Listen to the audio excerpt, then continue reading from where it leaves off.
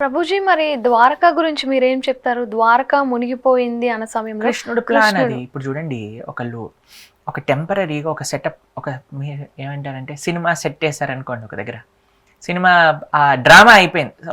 Cinema అంటే చెత్త విషయం, కానీ డ్రామా వేసారనుకోండి, ఒక పెద్ద మంచి డ్రామా సెట్ వేసారు, డ్రామా షో అయిపోయింది. తర్వాత ఏం చేస్తారండి, ఎప్పటికీ ఆ సెట్ అలానే వదిలేస్తారా?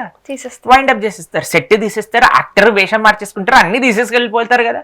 అలానే భగవంతుడు ఈ ప్రపంచంలోకి ఎందుకు అవతరిస్తారు అని అంటే, ఇప్పుడు చూడండి, ఒక మెమరీ లాస్ పేషెంట్ ఉన్నారనుకోండి, మెమరీ లాస్ పేషెంట్ దగ్గరికి వెళ్ళి ఏం చేస్తారంటే చిన్నప్పుడు ఫోటోలు చూపిస్తారు, వాళ్ళ అక్క చెల్లెలతో, అన్నదమ్ములతో, అమ్మ నాన్నతో గడిపిన హ్యాపీ మూమెంట్స్ అన్ని చూపిస్తూ ఉంటారు అనమాట.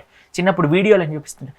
చూసి చూసి చూసి చూసి చూసి చూసి చూసి చూసి ఒకరోజు ఒక స్పృహ కలుగుతుంది, నేను ఎవరిని అని గుర్తొస్తారు, నా వాళ్ళు ఎవరు అని గుర్తొస్తారు.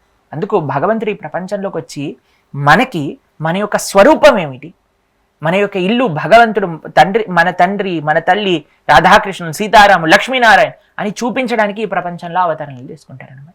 ఒకసారి ఆయన అవతార పరిసమాప్తి అయిపోయింది, ఆయన అన్ని చూపించేశాడు, తర్వాత సెట్ తీసేస్తాడు, ఆయన వెళ్ళిపోతాడు కదా. అలానే భగవంతుడు ఎప్పుడైతే స్వధామానికి వెళ్ళిపోతారో ఆయన యొక్క సెట్, ఆయన వేసుకున్న ద్వారకా అనే సెట్టింగ్ కూడా వెళ్ళిపోతుంది.